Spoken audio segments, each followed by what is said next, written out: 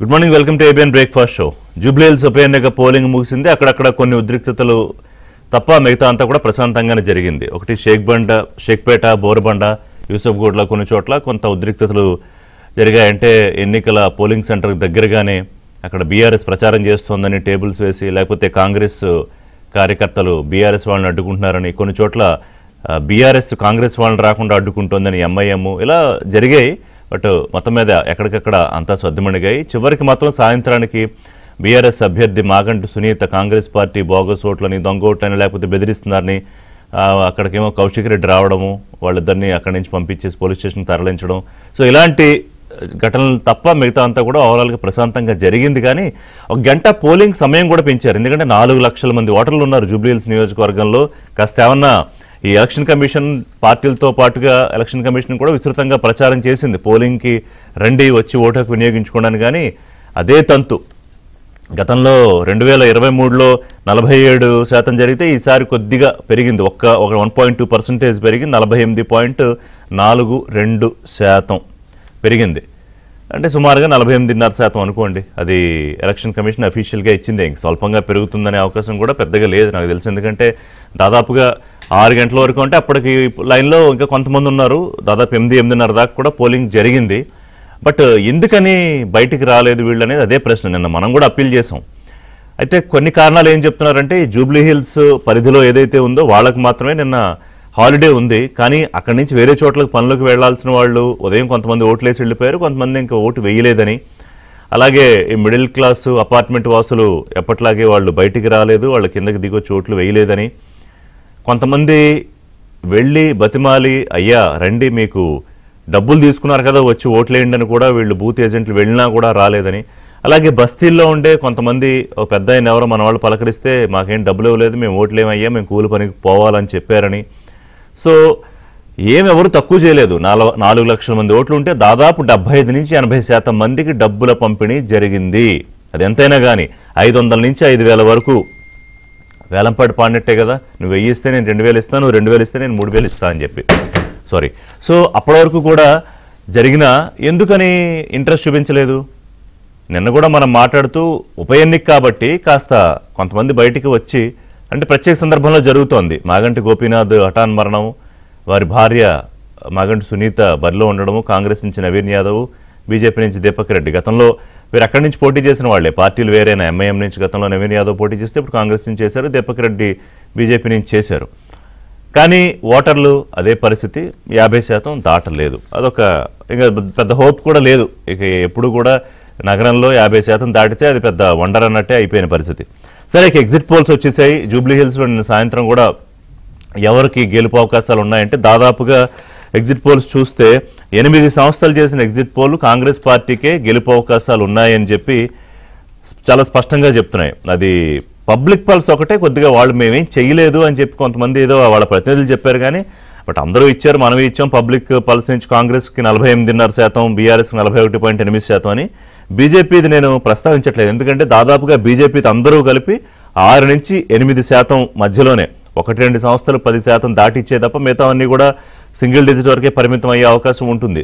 Percentage విషయం చెప్తున్నాను నేను.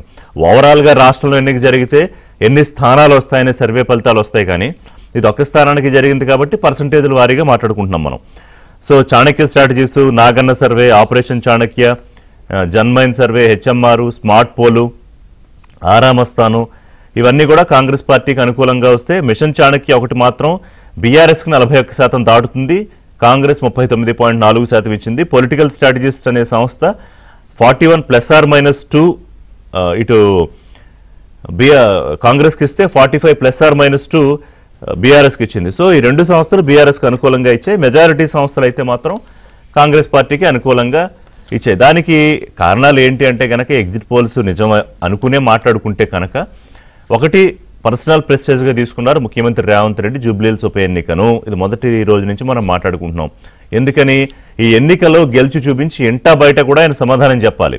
పాలన ఫెయిల్యూర్ అనో, లేకపోతే గవర్నెన్స్ సరిగ్గా చేయట్లేదనో, లేకపోతే ఇంకోటనో చేసే వాళ్ళందరికీ కూడా ఆయన సమాధానం చెప్పే అవకాశం జూబ్లీ హిల్స్ ఉప ఎన్నిక.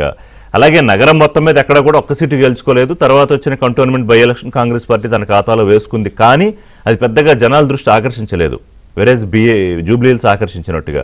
సో ఈ ఎన్నిక కాంగ్రెస్ గెలిపించడం ద్వారా ఇక్కడి నుంచి అధిష్టానం వరకు ఒక సిగ్నల్ పంపించాలి. ఆ అవకాశాన్ని ఎట్టి పరిస్థితుల్లోనూ 1% కూడా ఒక్కరోజు కూడా వదులుకోలేదు రేవంత్ రెడ్డి. ఆయన వ్యూహాల విషయంలో కానీ దాని ఎగ్జిక్యూషన్ విషయంలో కానీ బహుశా అదే రిఫ్లెక్ట్ కాబోతోందా అనేది ఒకటి. బీఆర్ఎస్ తమ సిట్టింగ్ సీట్ నిలబెట్టుకోవాలని ఖచ్చితంగా ప్రయత్నం చేస్తుంది. వాళ్ళేం వెనకడుగు వేయలేదు. కేటీఆర్ అన్ని సర్వం తానే భుజస్కంధాల మీద వేసుకున్నారు. కానీ ఫలితం ఎందుకో తేడా కొడుతోందా? ఎందుకంటే ఒకవేళ ఇది గెలిస్తే ఆయన ఎక్కడ లింక్ పెట్టారు? కాంగ్రెస్ పార్టీ పాలనకి రెఫరెండం అన్నారు, ముఖ్యమంత్రి సీటే కదిలిపోయే పరిస్థితి ఉంటుందన్నారు, కేసీఆర్ మళ్ళీ ముఖ్యమంత్రి అవడానికి దారులు ఓపెన్ చేస్తుంది అనేది కూడా చెప్పారు. కానీ మరి తెలంగాణలో జూబ్లీహిల్స్ ప్రజలు ఈ ఓట్లేసిన 194,000 మంది అంటే 48.4% వరకే మనం మాట్లాడుకోవాలి.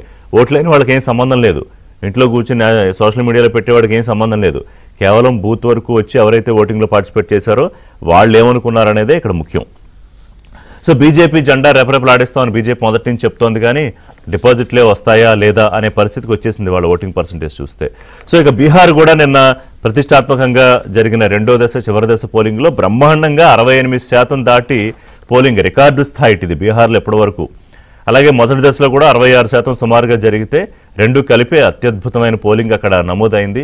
అదే తేడా చూడండి, బీహార్లో ఎక్కువగా ఈ రూరల్ నుంచి వచ్చి ఓట్లేసిన జనాలు ఎగ్జిట్ పోల్స్ అంతా కూడా మళ్ళీ తిరిగి ఎన్డీఏకే, బీజేపీ ప్లస్ నితీష్ కుమార్కి ఆ కూటమికే పట్టం కడతారు అని చెప్పి exit polls, majority exit polls. మీకు ఆ డీటెయిల్స్ నేను పెద్దగా చెప్పట్లేదు ఇక్కడ, ఎందుకంటే మెయిన్ ఫోకస్ జూబ్లీహిల్స్ మీదే కాబట్టి. కానీ దాదాపు 9-10 సంస్థలు ఎన్డీఏకే మళ్ళీ తిరిగి అధికారం వస్తుందని అంచనా వేస్తే మహాగఠబంధన్కి ఏదో 1-2 సంస్థలు మాత్రమే అధికారానికి వచ్చే అవకాశం ఉంటుందని చెప్పి.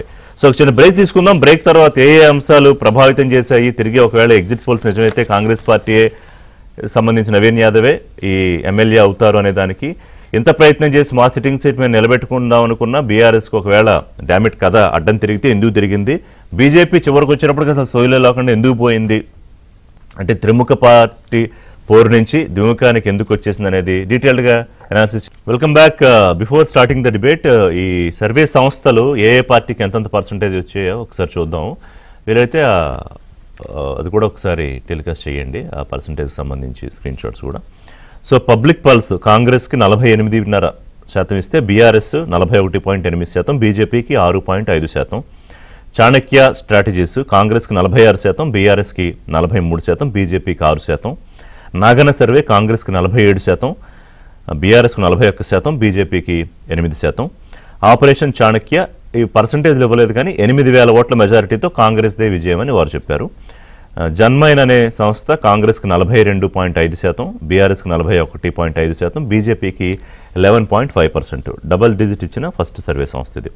హెచ్ఎంఆర్ సర్వే కాంగ్రెస్కి 48.31% ఇస్తే బీఆర్ఎస్కి 43.18%, బీజేపీకి 5.84%. ఇదొక్కటే అన్నిటికన్నా తక్కువ ఇచ్చిన సర్వే సంస్థ బీజేపీకి.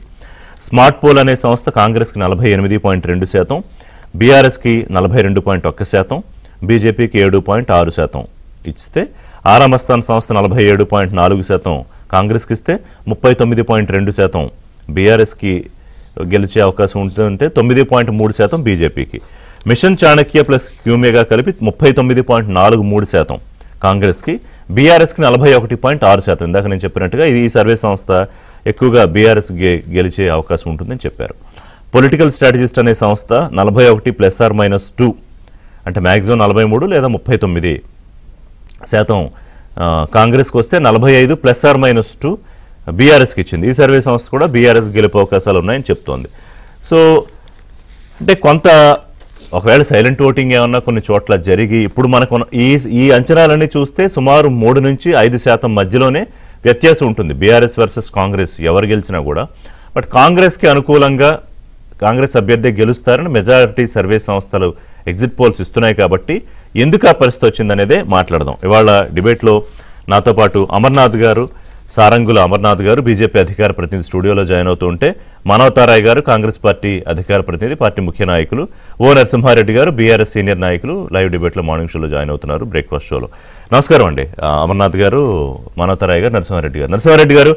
సో అంటే ఈ సర్వే ఎగ్జిట్ పోల్స్ ఫలితాలని బీఆర్ఎస్ ఎలా చూస్తోంది, ఎలా విశ్లేషిస్తోంది? ఎందుకంటే మొదటి నుంచి కూడా మీరు మీ అభ్యర్థి గెలుపుపై, ఎందుకంటే మీ సిట్టింగ్ సీటు సహజంగా మీరే గెలుస్తారు, ప్రత్యేక సందర్భంలో అనుకోకుండా వారు చనిపోవడంతో అనారోగ్య కారణాలతో జరిగిన ఎలక్షన్ ఇది. వారి భార్యే రంగంలో ఉన్నారు, మాగంటి సునీత గోపీనాథ్ గారు.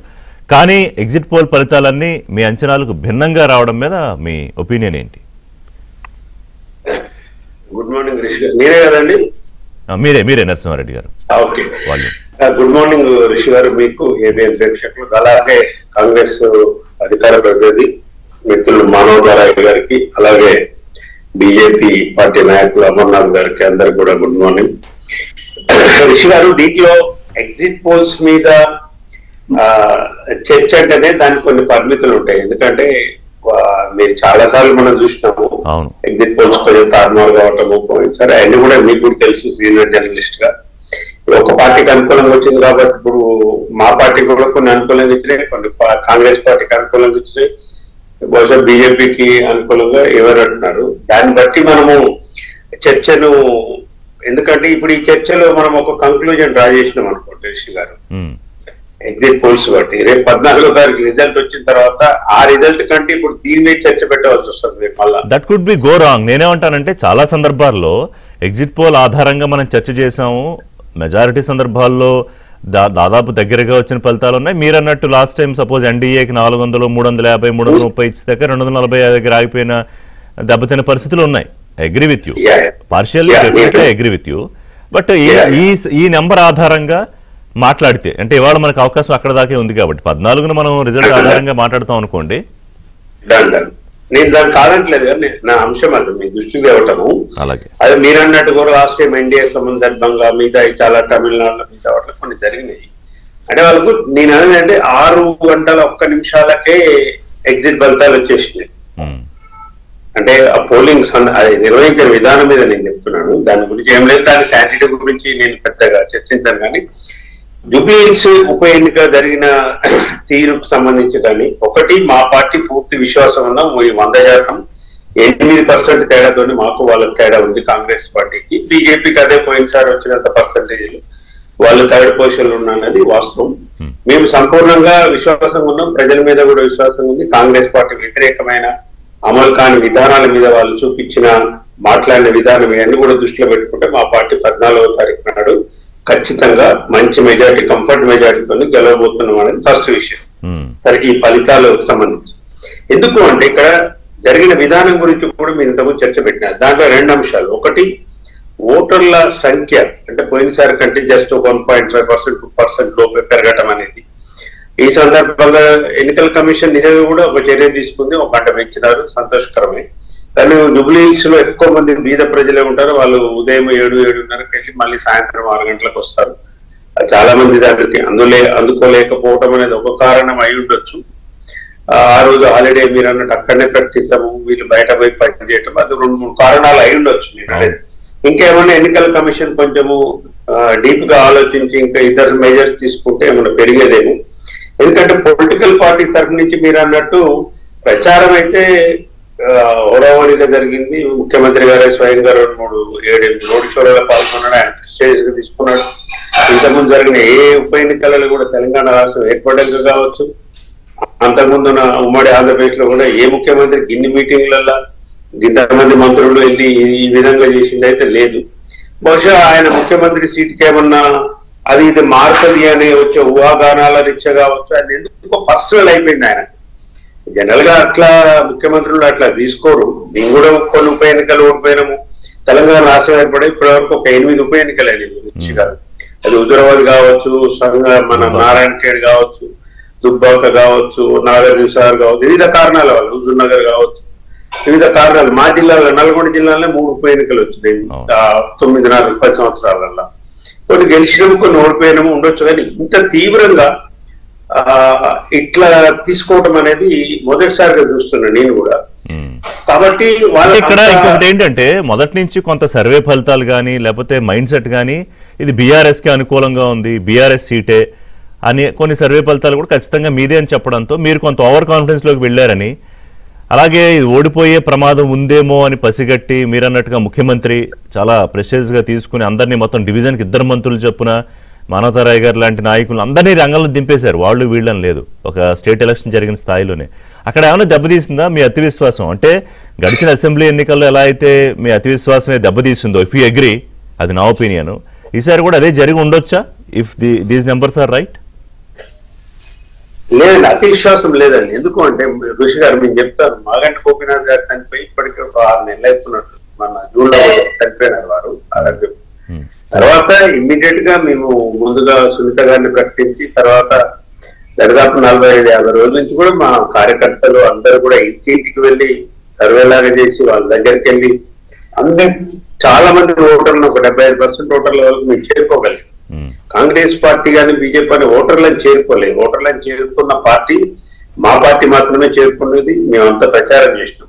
అయితే ఇక్కడ జరిగింది మీరు అనేది ఏంటంటే ఓవర్ కాన్ఫిడెన్స్ అనేది లేదు. మొదటి విషయము, ముఖ్యమంత్రి గారు ప్రిస్టేజ్ గా తీసుకోవడానికి జూబ్లీహిల్స్ ఎన్నిక ఆయన భవిష్యత్తును అసెంబ్లీలో అర్థమెటికల్ గా మ్యాజిక్ ఫిగర్ నేను కదిలించేది లేకపోయినప్పుడు కూడా కాంగ్రెస్ పార్టీలో ఉన్న అంతర్గత విషయాలు, మిగతా విషయాలు, ఏది స్కామ్స్ బయటికి రావటము, మిగతా ముఖ్యమంత్రి మారుస్తారనే ఒక బలమైన వాదన పైనుంచి ఏఐసిసి తీసుకుంటుందండి, కర్ణాటక ఏదో ఒక డిసెంబర్ లో మారుస్తారనే ఇతర అంశాలు ఏవైతున్నాయో దానికి సంబంధించి జరిగిన తీరు కూడా మీరు చెప్పినారు కదా. నిన్న జరిగిన ఎలక్షన్ తీరు ఏముందండి, ఎన్నికల సంఘం అసలు నిస్సహాయత చేతులు ఎత్తేసింది. యాక్చువల్ గా బీర్ల ఐరయ్య గారు కావచ్చు, మిగతా అసలు ఎక్కడ పడితే అక్కడ కాంగ్రెస్, అదే చెప్తున్నాను, ఎక్కడ పడితే అక్కడ కాంగ్రెస్ నాయకులు బూతులలో జొరబడి, ఒక కోడ్ లేదు, ఏది లేదు. ఒక ఎమ్మెల్యేలు వచ్చి ఇక్కడ మీకు ఫోటో చూపిస్తారు, ఇది సోషల్ మీడియాలో కూడా చక్కగా కొడుతుంది. బీర్ల ఐరయ్య గారు కూర్చొని పోల్ చిట్టీలో ఇక్కడ కూర్చొని పంచుతున్నాడు దీనికి సంబంధించి. బట్టి విక్రమార్క గారు కాన్వాయ్ తో పాటు ప్రచారం నియోజకవర్గంలో తిరగటము. ఇక మిగతా అందరు మీరు చూస్తున్నారు, ఎవరెవరు మా నల్గొండ జిల్లా మాట్లాడదాం. టీఆర్ఎస్ మీద కూడా విమర్శలు ఉన్నాయి, దాని గురించి కూడా మాట్లాడతాం. ఆ ఉద్రిక్తత ఎందుకు జరిగాయని మన మిత్రులిద్దరు మాట్లాడాక. అమర్నాథ్ గారు, ఇప్పుడు బీఆర్ఎస్ వర్సెస్ కాంగ్రెస్ మధ్య ఏదైతే గెలుపోవటముల వ్యత్యాసం ఉందో ఆ మాత్రమే ఓటింగ్ బీజేపీకి వస్తుందనేది ఎగ్జిట్ పోల్స్ అంచనా.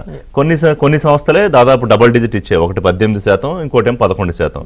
ఎందుకు ఈ పరిస్థితి అంటే మొదట కొంత బాగానే అనిపించినా కాస్త మెరుగ్గానే ఉంటుంది, గతంలో వచ్చిన ఓట్లు నిలబెట్టుకోవడం అంతకన్నా పెంచుకోవడము, మీ ఓటింగ్ పర్సంటేజ్ పెరిగితే కాంగ్రెస్ పార్టీకి దెబ్బ అవుతుందని విశ్లేషణల దగ్గర నుంచి అసలు చివరికి వచ్చేటప్పటికి ఇది 2 పార్టీ ఫైట్ గా మారిపోవడానికి మళ్ళీ స్వయంకృతాపరాధమే కారణమా? మొదట మీకు ఋషి గారికి, అట్లాగే మన మిత్రులు మానవతారాయ్ గారికి, నరసింహారెడ్డి గారికి అందరికి నమస్కారం, ప్రేక్షకులకు నమస్కారం. ఎప్పుడో తెలంగాణ ఏర్పడక ముందు చూసిన రౌడీ రాజ్యం, ఎప్పుడో తెలంగాణ ఏర్పడక ముందు మనం చూసిన అంటే రోడ్ల మీద రౌడీలు కట్టెలు పట్టుకొని ఆయుధాలు పట్టుకొని తిరగడం అనేది మళ్ళీ గత వారం రోజులుగా, ఎస్పెషల్లీ నిన్న పొద్దున్న నుంచి చాలా క్లియర్ గా ప్రతి చోట వాళ్ళు భయభ్రాంతులకు లోన్ చేసి ఓటర్లకు, సాక్షాత్ ముఖ్యమంత్రి గారే మైక్ లో మాకు ఓటు వేయకుంటే మీకు సన్నబియ్యం రావు, మాకు ఓటు వేయకుంటే మీకు ఇందిరమ్మ ఇల్లు రావు, మాకు ఓటు వేయకుంటే మీకు ఏ పథకాలు కూడా అమలు కావు అని డైరెక్ట్ గా బెదిరించారు కదండి. కరెక్ట్ 10 రోజుల క్రితం ఆయన ఏం చెప్పారో నేను వర్బట్టింగ్ నేను చెప్తాను. వారు ఏం చెప్పారు, మీరు ఒకవేళ వేరే పార్టీని గెలిపిస్తే ఇవన్నీ మీకు రావని చెప్పారు. అంటే దాని అర్థం ఏందండి, మమ్మల్ని గెలిపించకుండా మీకు రావనే కదా దాని అర్థము, ఇవన్నీ బంద్ అయితే అని చెప్పాడు. చెప్పిన తర్వాత ఇప్పుడు ఋషి గారు మనం అర్థం చేసుకోవాల్సింది ఏంటంటే అక్కడ ఉండే జనాభా చాలా పాష్ కాలనీస్ ఏమి ఉండవు, అన్ని బస్తీలు, చిన్న చిన్న బస్తీలు, ఎక్కడి నుంచో పొట్ట చేత పట్టుకొని వచ్చి జీవిస్తున్న జనాలు. వాళ్ళని సాక్షాత్ ముఖ్యమంత్రి గారు గవర్నమెంట్ మిషనరీ మొత్తం బెదిరిస్తే వాళ్ళు ఎక్కడికి వెళ్ళాలండి, వాళ్ళు భయపడతారా లేదా? ప్రచారం అంటే మీరు ఇప్పుడు ముఖ్యమంత్రి ఏం చెప్పాలి, ఒకవేళ మీరు నన్ను గెలిపిస్తే నేను ఇవి చేస్తా, ఓకే ఎర్రగడ్డ చెస్ట్ ఆసుపత్రి దాన్ని పెంచుతాము, లేకుండా కోట్ల విజయభాస్కర్ రెడ్డి స్టేడియం ఉంది దాన్ని ఇంకా డబుల్ చేస్తాము, లేకుండా ఎంత దారుణమైన పరిస్థితి అంటే 10 సంవత్సరాలు అధికారంలో ఉన్న టీఆర్ఎస్ బీఆర్ఎస్ పార్టీ అత్యంత ఘోరంగా విఫలమైంది జూబ్లీహిల్స్ డెవలప్మెంట్ లో. ఎందుకంటే ఇటు పక్కన ఖైరతాబాద్ డెవలప్ అవుతుంది, అటు పక్కన కూకట్పల్లి కావచ్చు, సనత్ నగర్ అన్ని డెవలప్ అయితే కానీ మధ్యలో ఉన్న దాదాపు 4 లక్షల మంది ఓటర్లు ఉన్న జూబ్లీహిల్స్ నియోజకవర్గాన్ని 10 సంవత్సరాలు టోటల్ గా ఇగ్నోర్ చేశారు. దాని మీద భ్రమ ఏంటంటే అదంతా సంపన్నులు ఉండేది, బ్రహ్మాండంగా అదొక భ్రమ. రోడ్లు బాగుంటాయి. నేను మీకు ఒక చిన్న ఎగ్జాంపుల్ చెప్తా, just to highlight how they have done. కోట్ల విజయభాస్కర్ రెడ్డి స్టేడియం ఎప్పుడో 2002-2003లో అప్పుడు ఆఫ్రో ఏషియన్ గేమ్స్ కోసం కట్టించిన స్టేడియంలో 2007 తర్వాత కనీసం కప్పగంతుల పోటీలు కూడా జరగలేదండి. అంత దారుణంగా దాన్ని దేనికి ఉపయోగిస్తామో చెప్తే you will be surprised. Car parking, Yousufguda metro station యొక్క కార్ పార్కింగ్ కోసం అంత ప్రతిష్టాత్మకంగా కట్టిన స్టేడియాన్ని మనం యూజ్ చేస్తున్నాం. ఎన్నికల కౌంటింగ్ కూడా అక్కడే కదా, ఆ ఎన్నికల కౌంటింగ్ అట్లాంటి ఫంక్షన్లకు అట్లాంటి వాటికి ఉపయోగిస్తున్నాం అంటే ఈ ముఖ్యమంత్రి గారు కావచ్చు లేకుంటే గత ముఖ్యమంత్రి గారు కావచ్చు అసలు దేని మీద ఫోకస్ చేయాలి, దేని మీద చేస్తున్నారు. రెండోది రిషి గారు ఎస్పెషల్లీ ఓటర్లను బెదిరించడము. నిన్న మధ్యాహ్నం వరకు కూడా చీరలు వంచారండి. మానవతరాయ్ గారిని నో అని చెప్పమనండి, చీరలు వంచారా లేదా అడుగుమనండి. నిన్న మధ్యాహ్నం వరకు చీరలు వంచుతారని నేను పోలింగ్ బూత్ నుంచి సాయంత్రం 5-5:30కి బయటకు వస్తూ ఉంటే మహిళలందరూ బూతులు తిరిగారన్న నేను ప్రత్యేకంగా నేను హైలాం కాలనీ తర్వాత అక్కడ ఉన్న అంటే యూసుఫ్ కూడా మొత్తం ఇన్ఛార్జ్ నేను చేశాను. అక్కడ ఉన్న హైలాం కాలనీలో ప్రత్యేకంగా నేను అక్కడ కూర్చొని ఉన్నాను. మొత్తం పోలింగ్ సరని అబ్జర్వ్ చేస్తే ఎప్పుడో అంటే అంటే నేను చిన్నప్పుడు పేపర్లో చదివిన లాంటి రౌడీయిజాన్ని మళ్ళీ ఒక రకంగా వాళ్ళు రిజ్యూనేట్ చేశారనేది మాత్రం చాలా క్లియర్గా కనబడుతున్నారు. రిషి గారు దయచేసి మీ ద్వారా మీడియా ద్వారా ఇక్కడ ఉన్న పోలీస్ వ్యవస్థకు ఉన్న రిక్వెస్ట్ ఏంటంటే నిన్న పెట్టిన కేసుల మీద ప్రత్యేకమైన దృష్టి సారించండి. ఎందుకంటే ఇటువంటిది మళ్ళీ రిపీట్ అయితే తెలంగాణ పరువు పోవడం ఖాయం. ఎందుకంటే తెలంగాణలో ఎంతో కొంత లా అండ్ ఆర్డర్ బాగుంటుంది, ఇక్కడ పోలీస్ వ్యవస్థ మీద నమ్మకం ఉంది. ఢిల్లీ రైట్స్ కానీ బీహార్లో రైట్స్ అయితే తెలంగాణ నుంచి పోలీసులను పిలిపిస్తారు వాళ్ళు. కాదు ఇవన్నీ మీరు బీజేపీ ఎందుకు కనీసం ఇప్పుడు రేపు డిపాజిట్ కూడా తెచ్చుకోలేకపోతుంది అని చెప్పడానికి సాకులు వెతుక్కుంటుందా బీజేపీ? సార్ దానిలో సాకులే ఉంది సార్, అది ఫ్యాక్ట్. నేను చెప్పేదానిలో ఏది ఫ్యాక్ట్ కాదు చెప్పండి. నిన్న 224, 225, 226 బూతులలో డబ్బులు పంచారా లేదా మధ్యాహ్నం వరకు మీరు వెళ్ళి ఏ పోలీసుని అడిగినా చెప్తారు, వాళ్ళకి తెలుసు. దానిలో ఫ్యాక్ట్. నేను చెప్పేదానిలో అబద్ధాలు. ముఖ్యమంత్రి గారు మాట్లాడలేదా యూసుఫ్గూడలో, ఆయన మైక్ లో మాట్లాడలేదా మీ అందరికీ పథకాలు రావాలంటే మాకు ఓట్లు వేయండి లేకుంటే పథకాలు రావని చెప్పలేదా? అది మీ దగ్గర వీడియోలు లేవా? నేను అనేది ఏంటంటే రిషి గారు ఇక్కడ రెండు విషయాలను మనం అబ్జర్వ్ చేయాలి. ఒక పక్కన ముఖ్యమంత్రి సాక్షాత్ బెదిరించడం, రెండో పక్కన రౌడీలను అంటే ఎప్పుడో అంటే నేను చిన్నప్పుడు చూసినటువంటి రౌడీలను బయటకు పంపి రోడ్ల మీద కట్టలు పట్టుకొని ఒక గ్యాంగుల్లాగా. సార్ నిన్న ఒక టేబుల్ మీద యాజ్ పర్ ద రూల్ 2 ఉండాలి. నిన్న ఒక్కొక్క టేబుల్ దగ్గర 15 మంది 20 మంది ఒక గుమ్మగూడి ఒక పెద్ద మాబ్ మెంటాలిటీ, ఒక మాబ్ లాగా తయారు చేసి మిగతా ఓటర్లను బెదిరించే ప్రయత్నం చేస్తే కాంగ్రెస్ పార్టీ బీఆర్ఎస్ పార్టీ ఇక్కడ రిషి గారు ఒక చిన్న విషయం నేను మీకు చెప్తాను. 2023 ఎన్నికల తర్వాత అంటే అప్పుడు బీఆర్ఎస్ ఓడిపోయిన తర్వాత 3 ఎలక్షన్స్ జరిగినాయి, పార్లమెంట్ ఎన్నికలు జరిగినాయి. వాళ్ళ పరిస్థితి ఏందో మనకు తెలుసు, మళ్ళీ చెప్పుకోవాల్సిన అక్కర్లేదు. ఇదే సిటీలో కంటోన్మెంట్ ఎలక్షన్ జరిగిన బై ఎలక్షన్, కంటోన్మెంట్ వాళ్ళ సిట్టింగ్ స్థానం, వాళ్ళు 3వ ప్లేస్కి వెళ్ళడం జరిగింది, అది కూడా డిస్టెంట్ 3rd. ఆ తర్వాత ఎమ్మెల్సీ ఎలక్షన్స్ జరిగినాయి, వాళ్ళు అసలు కంటెస్ట్ కూడా చేయలేదు. నేను అనేది ఏంటంటే ప్రజలు 2 పార్టీల వైపు చూస్తున్నారు. ఒకటి కేంద్రంలో ఉన్న బీజేపీ వైపు, 2 రాష్ట్రంలో ఉన్న కాంగ్రెస్ వైపు. ఈ 2 పార్టీల మధ్యలోనే తేల్చుకోవడానికి వాళ్ళు ప్రయత్నం చేస్తున్నారు. BRS party has become totally inconsequential. ఇప్పుడు మీకు ఎగ్జిట్ పోల్ లో కనీసం 2వ స్థానంలో అసలు మీరు ఎగ్జిట్ పోల్స్ ను ప్రామాణికంగా తీసుకోవాల్సిన అక్కర లేదు రిషి గారు. అమర్నాథ్ గారు ఎంత పర్సెంటేజ్ ఓటింగ్ వస్తుందో మీరు చెప్పగలరా? నేను ఒకటే వర్డ్ చెప్తున్నాను, BJP is going to upset all the exit polls. We are going to upset all exit polls including both the parties. I like your confidence definitely. నేను ఒకటే చిన్న వర్డ్ చెప్పి నేను కంక్లూడ్ చేస్తాను Rishi garu. Because we are now sitting in a place, మనం ఎటువంటి పరిస్థితులలో ఉన్నామంటే తెలంగాణలో గత 2 సంవత్సరాలుగా అనేక అంటే ఈ పథకాలు తీసుకొస్తాము, డెవలప్మెంట్ చేస్తాము, పేదలకు అన్ని రకాల పథకాలు తీసుకొస్తామని 6 గ్యారంటీలు అని చెప్పి అబద్ధాలు చెప్పి వచ్చిన ముఖ్యమంత్రి గారు 23 నెలలుగా నేను మీకు ఛాలెంజ్ చేసి చెప్తున్నాను, మాగంటి గోపీనాథ్ గారు జూన్ 8వ రోజు చనిపోయారు. జూన్ 8కి డిసెంబర్ 9th 2023కి మధ్యలో జూబ్లీ హిల్స్ వైపు ఒక మినిస్టర్ వచ్చిండో అడగండి. నేను ఏం అడుగుతలేను, శంకుస్థాపనలు కూడా అడుగుతలేను, రోడ్లు అడుగుతలేను. 18 నెలల కాలంలో 18 నెలలుగా అసలు ఆ రోడ్లన్నీ ఖైరతాబాద్ లో ఉంటాయి. గమ్మత్తదే. ఇప్పుడు మీరు బస్తీలలోకి అసలు వాళ్ళు తొంగి కూడా చూడలేదు. ఖైరతాబాద్ నియోజకవర్గంలోకి వస్తుంది చాలా మంది సెలబ్రిటీలు. ఎగ్జాక్ట్లీ. ఇప్పుడు మనం ఉన్న కాలనీ కావచ్చు, ఇదంతా కూడా నేను చెప్పేందంటే 18 నెలల కాలంగా ఒక్క మినిస్టర్ తొంగి చూడని జూబ్లీ హిల్స్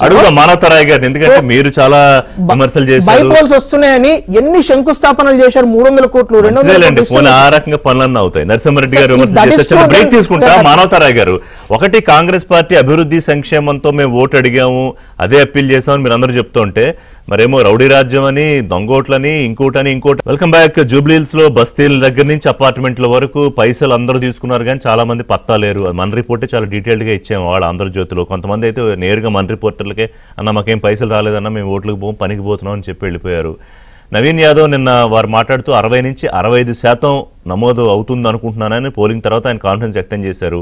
దీపక్ రెడ్డి గారు ఏవో కొన్ని కంప్లైంట్లు చెప్పి ఓటర్స్ నమ్మని అప్పీల్ చేశారు, సునీత్ గారు అప్పీల్ చేశారు. కానీ మొత్తం మీద ఏదో 50% గండ ఉన్నట్టుంది. సిటీలో ఏ ఎన్నిక జరిగినా కూడా 50% దాటుతూ జూబ్లీహిల్స్ అగైన్ ప్రూవ్ చేసింది. మనోహర్ గారు, అభివృద్ధి సంక్షేమం ఈ రెండే పట్టుకుని మేము ప్రజల్లోకి వెళ్ళాము, రెఫరెండం అని మీరు ఓపెన్గా చెప్పకపోయినా కేటీఆర్ సవాల్కి మేము చేసిన పని చూసి ఓటేయండి, ఇదిగో జూబ్లీహిల్స్ ఇలా చేస్తాం అవకాశం ఇవ్వండి అని అడిగారు.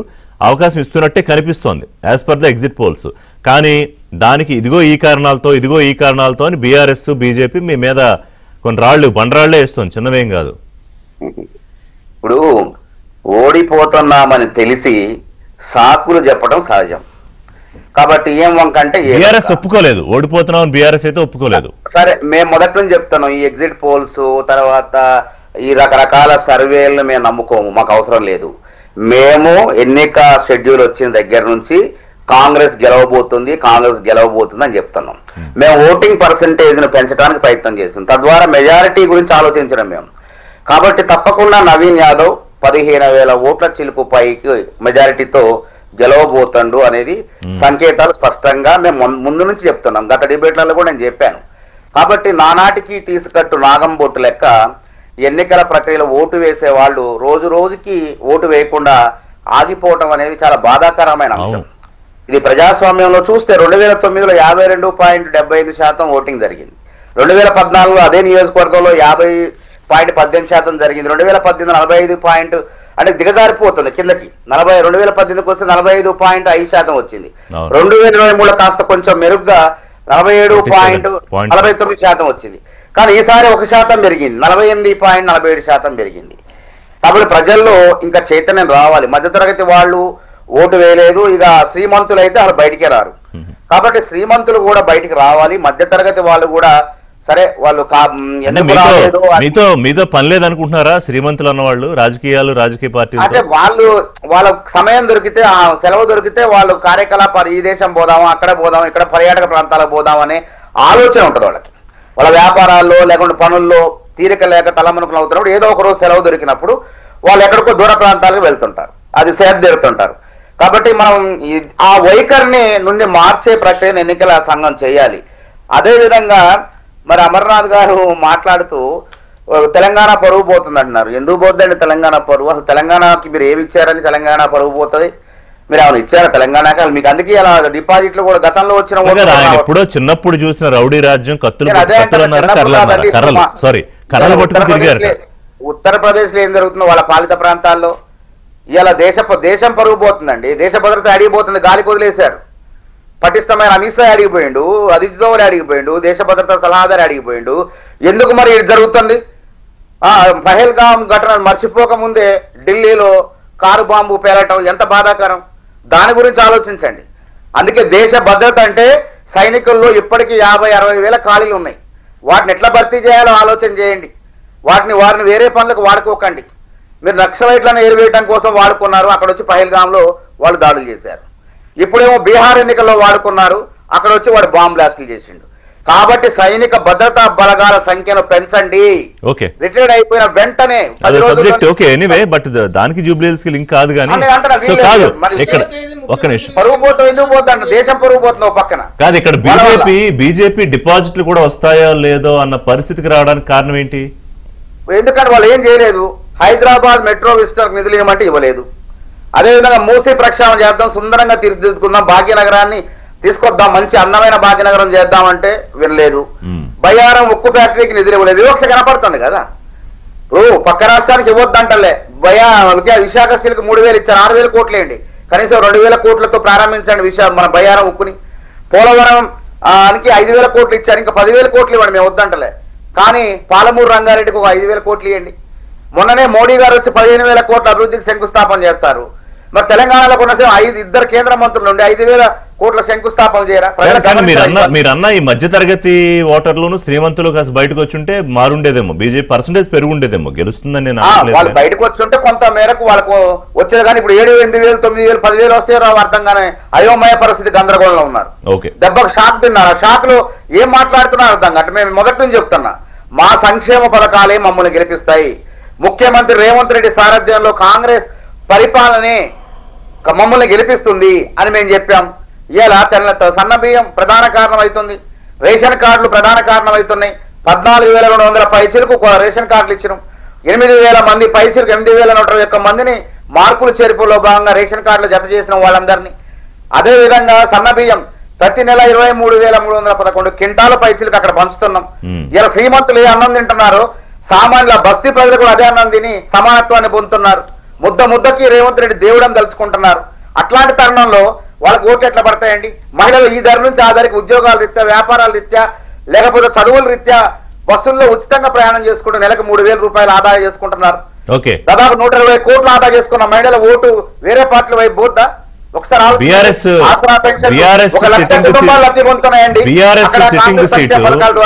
కాదు, బీఆర్ఎస్ సిట్టింగ్ సీటు తీసేసి కాంగ్రెస్ పార్టీకి ఇవ్వాలనుకోవడానికి కారణం ఏంటంటే, ఒకవేళ ఎగ్జిట్ పోల్స్ అంచనా ప్రకారం మాట్లాడుతున్నాను సుమా, నేను ఎగ్జిట్ పోల్స్ కాదు ఇవి, ఆ రోజు ఏదన్నా జరగచ్చు. ఈ అంచనా ప్రకారం మాట్లాడితే ఒకటక్కడ వారి భర్త గారు చనిపోయాక ఆమె సీట్ అది ఒకవేళ అంటే ఇవ్వాలి అనుకుంటే, సో సానుభూతి కలిసి రాలేదు అనుకోవాలా, లేకపోతే ఇంకా మీరు 3 ఏళ్ళు ఉంటారు కాబట్టి ఎందుకు వచ్చిందిలే మీతో పెట్టుకోవడం అని, లేకపోతే ఇందాక అమర్నాథ్ గారు అన్నట్టు ఇదిగో అవిరావు అని బెదిరించారని ఈ భయంతో మీకు ఏమన్నా ఓటేశారనుకోవాలా? అవన్నీ ఉత్త ఆరోపణలండి. గుర్తుపెట్టుకోండి, సానుభూతి అనేది సానుభూతికి కాలం చెల్లిందండి.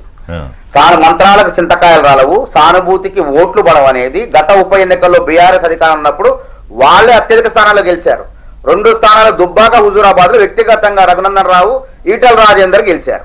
గుర్తుపెట్టుకోండి, ఎక్కడ ఎన్నిక జరిగినా, హుజూర్ నగర్ లో ఉప ఎన్నిక జరిగిన, మునుగోడులో ఉప ఎన్నిక జరిగిన, తర్వాత పాలేరులో ఉప ఎన్నిక జరిగిన, నారాయణఖేడ్లో ఉప ఎన్నిక జరిగిన, ఇప్పుడు కంటోన్మెంట్ ఫలితాలు ఇక్కడ పునరావృతం అయితే మళ్ళీ జూబ్లీహిల్స్ లో కూడా. ఎందుకంటే కంటోన్మెంట్ సీటు వాళ్ళదే. లాస్యనంత గారు చనిపోతే హైదరాబాద్ కంటోన్మెంట్ ప్రజలు సానుభూతి చూపించారా? అభివృద్ధికి రేవంత్ రెడ్డి పరిపాలన కాంగ్రెస్ ప్రభుత్వానికి పట్టం కట్టారు. కాబట్టి ప్రజలు కూడా అనాలోచితంగా ఉండరండి. వాళ్ళు గొర్రెలు కాదు, వాళ్ళు చాలా చైతన్యవంతులు. ఈ అధికారం లేని వాళ్ళకు ఓట్లేస్తే ఏం లాభం? అదొక కారణం కూడా ఉంది. అధికారం లేని వాళ్ళకి ఓట్లేస్తే మన నియోజకవర్గం అభివృద్ధి చెందదు. కాబట్టి అధికారంలో ఉన్న కాంగ్రెస్ కే ఓటు వేయాలని ఒక ఆలోచన ఒకటి. సంక్షేమ పథకాలు ఇంటింటికి 10కి పైగా సంక్షేమ పథకాలు, ఇక పక్కా 10 ఏళ్లు కాంగ్రెస్ రేవంత్ సర్కార్ అని చెప్పి ప్రజలు అనుకుంటున్న తరుణంలో ఈ ఎలక్షన్ రావడం అనేది కలిసి వచ్చే అంశం. ప్రధానంగా ఎంఐఎం డైరెక్ట్ మద్దతు, చివరి నిమిషంలో అజరుద్దీన్ క్యాబినెట్ లో తీసుకోవడం కూడా కలిసి వచ్చిన అంశాలే అనుకోవచ్చు. అది ఏం లేదు, ఎంఐఎం కార్యకర్తలు కూడా అడగండి, క్షేత్రస్థాయిలో వాళ్ళు పోరాటం చేశారు. ఎన్నికల్లో ఓట్లేసే విధంగా వాళ్ళు కృషి చేశారు, కాంగ్రెస్ కు ఓటేసే విధంగా. అవన్నీ కారణం చూడండి. మేము ఈ ఎగ్జిట్ పోల్స్ ని, ఈ సర్వేల గారడీలు, ఎగ్జిట్ పోల్స్ గారడీలు మేము నమ్ముకోమండి. మేము ప్రజలు నమ్ముకుంటాం, మేము చేసిన పనులను నమ్ముకుంటాం. మా సంక్షేమ పథకాలు ముఖ్యమంత్రి రేవంత్ రెడ్డి గారు కాంగ్రెస్ ప్రభుత్వ పరిపాలన చూసి ప్రజలు ఓట్లేస్తారు. ఏ విధంగా ఉందో చూడండి. 200 యూనిట్ల విద్యుత్ అక్కడ 25,000 పైచీలకు ప్రజలు లబ్ధి పొందుతున్నారు. 19,500కే సబ్సిడీ సిలిండరు 19,500 మంది పైగా కుటుంబాలు లబ్ధి పొందుతున్నాయి. నేనంటే 1,00,000 కుటుంబాలు లబ్ధి పొందుతున్నాయండి కాంగ్రెస్ సంక్షేమ పథకాల ద్వారా. ఆ సంక్షేమ పథకాల బలం నవీన్ యాదవ్ బలం, అదేవిధంగా కాంగ్రెస్ బలగం నవీన్ యాదవ్ తోడైంది. కాబట్టి గెలుపు ఖాయం. ఎన్నికల్లో కూడా మీ 40% ఇప్పుడు ఏదైతే ఉందో అది సెక్యూర్ చేసుకున్నారు. గత ఎన్నికల్లో కూడా అంతే వచ్చింది. అంటే మీరు అన్నట్టు లేకపోతే పిసిసి చీఫ్ అన్నట్టు పోలింగ్ పర్సంటేజ్ పెరుగుంటే ఇంకా పెరుగుండేదేమో, బట్ అక్కడ వరకు అయితే మీరు సెక్యూర్ చేసుకోగలిగారు. ఈ అవుట్ ఆఫ్ 195,000 ఓట్లలో 40% యావరేజ్ గా మీకు వచ్చిన ఓటింగ్. ఇప్పుడు 2023లో గోపీనాథ్ గారు 80,550 ఓట్లతో గెలిచారండి. వారి పర్సంటేజ్ 43.94%. ఓకే. కాబట్టి తర్వాత అజరుద్దీన్ గారు 2వ స్థానంలో ఉన్నారు. 64,212 ఓట్లు వచ్చినాయి. మాకు వచ్చినటువంటి శాతం 35,000. కాబట్టి ఇక్కడ విషయం ఏంటంటే బీజేపీకి 25,000 వచ్చినాయి. ఇక్కడ పార్లమెంట్ ఎన్నికలు చూసుకుందాం. పార్లమెంట్ ఎన్నికల్లో 85,000 ఓట్లు పైచిలకు మాకు వచ్చినాయి. 2వ స్థానంలో బీజేపీ ఉన్నది, 3వ స్థానానికి బీఆర్ఎస్ పడిపోయింది. కాబట్టి ఇక్కడ ప్రజలు కూడా కంటోన్మెంట్ ఎన్నికల ఫలితాలనే పునరావృతం చేస్తారు పక్కాగా. ఎందుకంటే ఇక్కడ మేము దాదాపు ఏ ఎన్నిక సరే వాళ్ళగా మేము ముందు పార్టీ పరంగా మేము చెప్తున్నాం, మాకు ఆత్మవిశ్వాసంతో చెప్తున్నాం. మేము చెప్తున్నాం కదా, గతంలో 16,337 ఓట్లతో 23లో గోపీనాథ్ గారు గెలిచారు. అదే మెజారిటీ, అంతకన్నా ఎక్కువ మెజారిటీ ఇలా నవీన్ యాదవ్ తెచ్చుకుంటాడు. ఇంకోసారి చెప్పండి ఎంత మెజారిటీ? 16,000 పైచిలకు. గతంలో 16,337 ఓట్లతో కాంగ్రెస్ ఓడిపోయింది. ఇప్పుడు అదే మెజారిటీ కన్నా కొద్దిగా ఎక్కువ ఓట్లతో నవీన్ యాదవ్ గెలవబోతాడు. చెప్పాను కదా, దానికి ఎంఐఎం ఉంది మాకు తోడు. నవీన్ యాదవ్ స్థానికుడు, బస్తీ బిడ్డ, బీసీ బిడ్డ, అలా అక్కడ ఉన్నటువంటి అభ్యర్థుల్లో పోల్చుకుంటే అందుబాటులో ఉండే వ్యక్తి. అనేక కారణాలు ఉన్నాయి, సంక్షేమ పథకాలు ఉన్నాయి, ఎంఐఎం మాకు తోడున్నది. కాబట్టి ఇంతమంది బలం తోడవుతుంది, నవీన్ యాదవ్ గెలుస్తాడు. సంస్థలు అయితే ఏది 10,000 లోపు మెజారిటీ దాటదన్నట్టే చెప్తున్నాయి. బట్ మీరు అన్నట్టు మీ కాన్ఫిడెన్స్ మీది, నేనే కాదనట్లేదు. మనం కూడా అనుకునేది మా చర్చల్లో కూడా 11 నుంచి 13,000 మధ్యలోనే ఉండొచ్చు అని కూడా ఒక అంచనా ఉంది. అది అప్రాక్సిమేట్లీ అరౌండ్ 10,000 ఉండొచ్చేమో. చూద్దాం. ఎనీవే 14 తేలుతుంది. ఒక బ్రేక్ తీసుకుందాం. బ్రేక్ తర్వాత జూబ్లీహిల్స్ ఉప ఎన్నిక ఫలితం అది ఎవరికి అనుకూలంగా వచ్చినా, కాంగ్రెస్ పార్టీకి అనుకూలంగా వచ్చినా, బీఆర్ఎస్కి అనుకూలంగా వచ్చినా, బీజేపీకి అనుకూలంగా వచ్చినా నేను అనట్లేదు. ఎందుకంటే ఎలా చూసినా కూడా, అంటే సర్వే ఫలితాలు చూసినా, క్షేత్రస్థాయిలో చూసినా, ఓవరాల్ మైండ్ సెట్ మూడ్ చూసినా కూడా ఆ అవకాశం లేదు. కాబట్టి రెండు పార్టీల మధ్య జరిగి ప్రధాన వెల్కమ్ బ్యాక్. 14వ తేదీ ఫలితాలు వస్తాయి బీహార్ ఎన్నికకు సంబంధించి. అలాగే జూబ్లీహిల్స్ ఉప ఎన్నిక ఫలితం కూడా 14వ తేదీనే రాబోతోంది. 14వ తేదీ ఉదయం 6 గంటల నుంచి ఏబిఎన్లో అప్డేట్స్ కొనసాగుతాయి కౌంటింగ్ సంబంధించి. దాదాపుగా 11:30-12 కల్లా జూబ్లీహిల్స్ ఫలితం వచ్చేస్తుంది. బీహార్ ఫలితం కొంచెం ఆలస్యమైన కూడా, ఎందుకంటే తక్కువ మందే ఓటర్లు పార్టిసిపేట్ చేశారు కాబట్టి. నరసింహారెడ్డి గారు, ఒకటి ఎలా చూసుకున్నా కూడా ఈ పర్సంటేజ్లు చూస్తే సుమారు 78,000 నుంచి 84,000 మధ్యలో కాంగ్రెస్కి ఓటింగ్ వచ్చి ఉండవచ్చు. అలాగే బీఆర్ఎస్కి సుమారుగా 73 నుంచి 76,000 మధ్యలో. అంటే ఎంత చూసుకున్నా ఆ 8,000-9,000 మధ్యలోనే దోబూచులు ఆడుతుంది. సరే, అది ఎలాగో 14 తేలుతుంది. ఇంక దాని మీద ఇంక మనం పెద్ద విశ్లేషణ అక్కర్లేదు. కానీ ఈ ఫలితం తెలంగాణ రాజకీయాలని అంత స్థాయిలో ప్రభావితం చేస్తుందా? ఎందుకంటే మీరు ఏ స్థాయిలో క్యాంపెయినింగ్ చేశారంటే అసలు జూబ్లీహిల్స్ ఉప ఎన్నిక ఫలితం ముఖ్యమంత్రి సీటుకే కదిపేస్తుందన్నంత స్థాయిలో. బట్ నిజంగానే ఆ స్థాయిలో ఉంటుందా జూబ్లీహిల్స్ ఫలితం? ఒకవేళ మీకు నెగిటివ్గా ఉన్నా కూడా ప్రజల మైండ్ సెట్లో కూడా ఓహో ఇప్పుడప్పుడే ఇంక బీఆర్ఎస్ ఏం కోలుకోదనమాట, బీఆర్ఎస్ పని అయిపోయిందనమాట అని. ఇంకోటి ఏంటంటే మీరు చెప్పండి, ఎక్కడ కేసీఆర్ గారు చిన్న అప్పీల్ కూడా ఎందుకు చేయలేదు?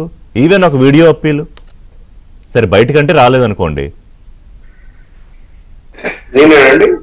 నరసింహారెడ్డి గారు మిమ్మల్ని ఓకే, ఇప్పుడు 2-3 అంశాలు చెప్తానండి. అన్నిటికీ అయితే 2 అంశాలు ఏంటంటే మేము 8% గెలవబోతున్నాడు, పక్క అదే 16-17,000 మధ్యలో మేము గెలవబోతున్నాం. ఒకటి, మానవతరాయ్ గారు 2 విషయాలు చెప్పినారు. సంక్షేమము అభివృద్ధి మమ్మల్ని గెలిపిస్తుంది అన్నాడు. మానవతరాయ్ గారికి అడిగేదంటే, ఇప్పుడు మేము నేను ఒక 5 బూతులకు ఇన్ఛార్జ్ ఉన్నాను, దాదాపు 5,000 ఓట్లకు సంబంధించి. చూస్తే ఎక్కడ వెళ్ళినా కానీ మీరు ఏ డివిజన్కి వెళ్ళండి, చర్చ ఏం నడుస్తుంది అంటే 2,500 మహాలక్ష్మి పథకంలో ప్రతి మహిళకి ఇస్తాను. 23 నెలల నుంచి ఇంతవరకు ఒక్క మహిళకు జూబ్లీహిల్స్ లో ఎక్కడైనా 2,500 ఇచ్చినట్టు మానవతరాయ్ గారు కానీ ముఖ్యమంత్రి గారిని చెప్పమనండి.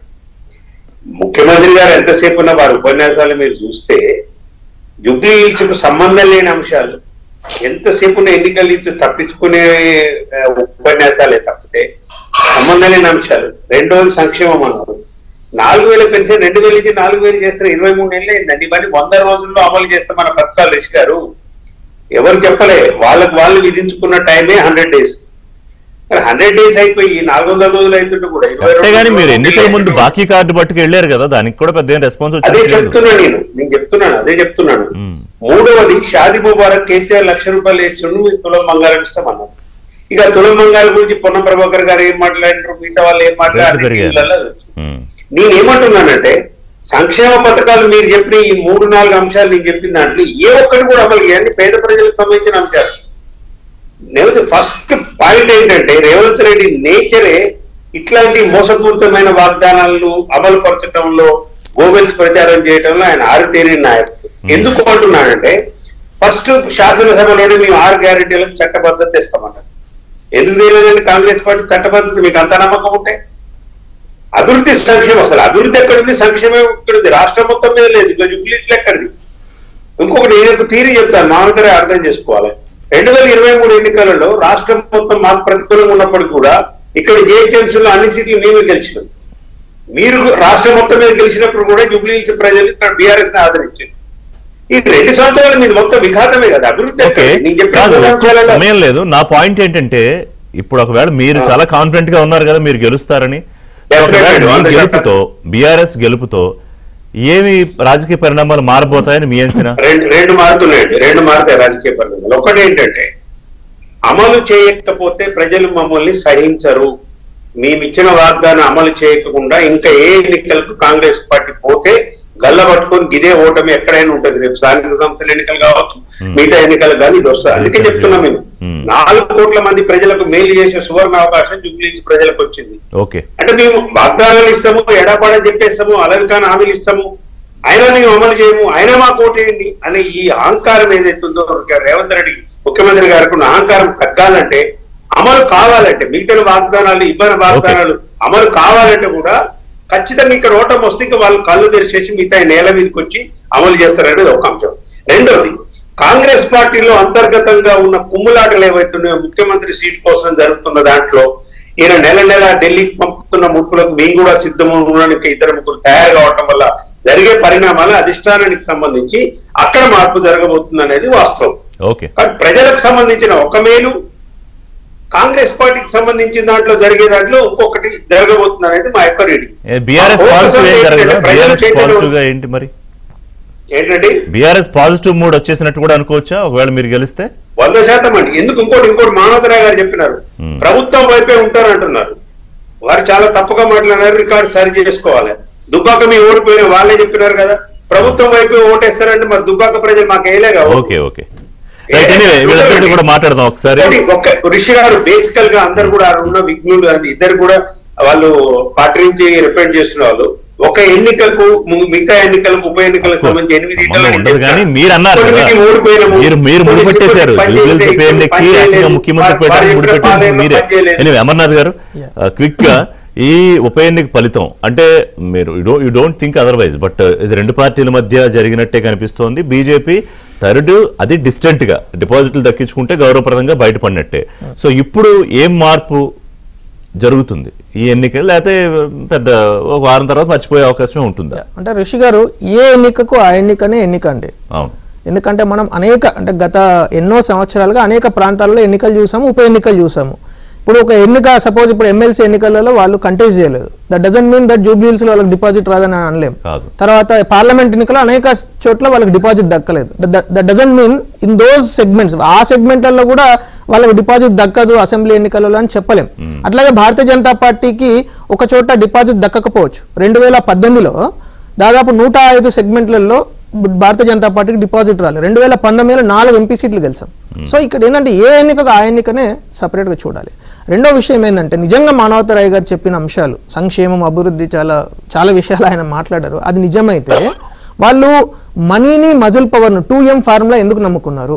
గత వారం రోజులుగా వాళ్ళు 5,000 రూపాయలు ఇచ్చారో లేదో అడగండి. వారు ఎక్కడ ఇన్ఛార్జ్ ఉన్నారో వారిని అడగండి. ఇప్పుడు ఒక్కొక్క ఓటుకు మీరు 5,000 రూపాయలు ఇచ్చి వాళ్ళని బెదిరించి, ముఖ్యమంత్రి గారే డైరెక్ట్ గా బెదిరించి, అంటే మైకులలో బెదిరించి, ఆ తర్వాత పోలీస్ వ్యవస్థను పూర్తి స్థాయిలో దుర్వినియోగం చేసింది నేను చూసాం. మేము ఫోన్ చేసి అయ్యా బాబు డబ్బులు డబ్బులు పనిచేస్తున్నారని చెప్తూ ఉంటే ఆ కనీసం ఆ పోలీస్ కదలడే, ఆ సరే మేము చూస్తాంలే అని. ఇంకొకటి, ఈ ప్రచారంలో ముందు నుంచి కాంగ్రెస్ పార్టీ గత అసెంబ్లీలో ఏదైతే చేసిందో బీజేపీ ప్లస్ బీఆర్ఎస్, ఈసారి కూడా అదే చేసింది. అది ఇప్పుడు కూడా దెబ్బతీసింది అనుకోవచ్చా మిమ్మల్ని? అసెంబ్లీలో దెబ్బతీసింది.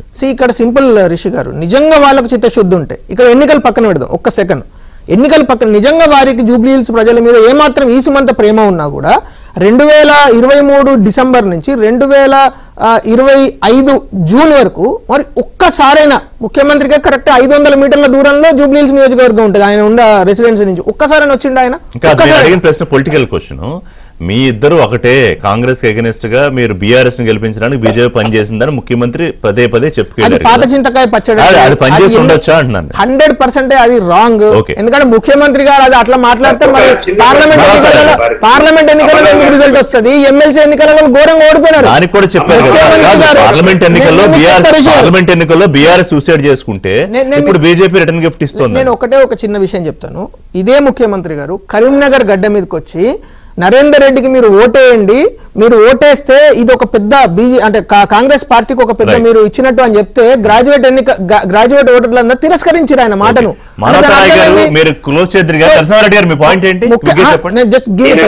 ముఖ్యమంత్రి గారికి నిజంగా చిత్తశుద్ధి ఉండుంటే, వాళ్ళకు ఒకవేళ కాన్ఫిడెన్స్ ఉండుంటే, వాళ్ళు విటమిన్ ఎం, విటమిన్ మజిల్ ని ఎందుకు నమ్ముకున్నారు? I want to give the statement. ఇప్పుడు బీజేపీ ఎంత ఇచ్చిందో నాకు తెలియదు, బీఆర్ఎస్ ఎంత ఇచ్చిందో నాకు తెలియదు, కాంగ్రెస్ ఎంత ఇచ్చిందో నాకు తెలియదు. కానీ అన్ని పార్టీలు ఓటర్లకి డబ్బులు పంచాయి. 4 లక్షల మంది ఓటర్లు ఉన్న చోట 75 నుంచి 80% మందికి డబ్బు పంపిణీ జరిగింది. పట్టు చీరల లేకపోతే అవా ఇవా ప్రలోభాలు జరిగాయి. ఒకళ్ళు 500 ఇస్తే ఇంకొకళ్ళు 2000 ఇవ్వచ్చు, ఇంకొకళ్ళు 5000 ఇవ్వచ్చు మీరు అన్నట్టు. I'm not sure. కానీ ఏ పార్టీ కూడా ఈ తానులోంచి ఇప్పుడు 10 ఏళ్ళు అభివృద్ధి చేసిన టీఆర్ఎస్ పార్టీ ఆ పని ఎందుకు చేయాలి? That's okay. లేకుంటే 2 ఏళ్ల నుంచి అభివృద్ధి మానవతరాయ్ గారు ఆ పని ఎందుకు చేయాలి? మానవతరాయ్ గారు మీ మీద మోసము, దగ్గ, రౌడీయిజము, ఏదో హామీలు అమలు, అహంకారం చాలా ఉన్నాయి. అంటే గెలుపుతో పాటు ఇవన్నీ కూడా భరించాల్సిన పరిస్థితి ఉన్నట్టుంది ఒకవేళ గెలిస్తే. ఇప్పుడు ఇవన్నీ కూడా సాకులండి. నేను మొదటి నుంచి చెప్తున్నా, బీఆర్ఎస్ వాళ్ళకి రేవంత్ రెడ్డి జ్వరం పట్టుకుంది. అధికారం లేనప్పుడు ఆయన పిసిసి ప్రెసిడెంట్ కాకుండా అనేక కుట్రలు చేశారు. అధికారంలోకి వచ్చిన దగ్గర నుంచి, ఆయన పార్టీని అధికారంలో తీసుకొచ్చిన దగ్గర నుంచి ఎట్లా దింపాలి అని ఉంటే మా ఆటలు సాగవు అనేటువంటి ధోరణిలో వాళ్ళు మొదటి నుంచి ఉన్నారు. కాబట్టి అది కుదరదని. ఇంకా 3000 రోజులు అంటే 10 సంవత్సరాలు టైం పడుతుంది. మీరు ఆ తర్వాత ఆలోచించండి. కాబట్టి ఇక్కడ ఎన్నికలు అందరూ సంసారులే. 10 ఏళ్ల దాకా మర్చిపోవడమే. మర్చిపోవడం 3000 రోజులు 3000 రోజులు పైచిలుకు. ఇప్పుడు 2 సంవత్సరాలు అయితే డిసెంబర్కి, ఇంక 8000 రోజులు ఉన్నాయి. అంటే మీరు కూడా మరీ అంత ఓవర్ కాన్ఫిడెంట్ గా వెళ్ళిపోవద్దు. ఎందుకంటే మేము చేసే పథకాలండి. వాళ్ళు ఇల్లు కట్టలేదు.